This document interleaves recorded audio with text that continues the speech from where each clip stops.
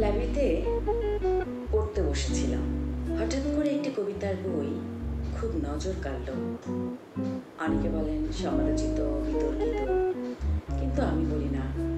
মানুষ কেউ সাহসের সাথে স্রোতে চলে, কেউ স্রোতের বিপক্ষে চলে। এমনই স্রোতের বিপক্ষে চলা তসলিমা নাসরিন, তার একটা কবিতা পেলাম।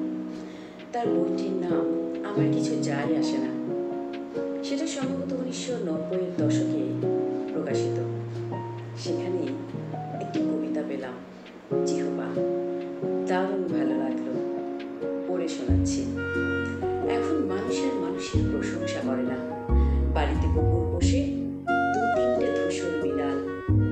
মানুষ এখন কুকুরের নাওয়া খাওয়া, বিড়ালের নাম ধাম আচার ব্যবহারে ভীষণ প্রশংসা করে।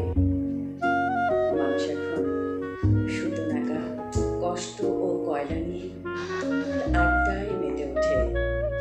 তবুও ভালো, ইট পাথরের প্রশংসা করেও যদি জিহ্বার স্বভাব বদলায়।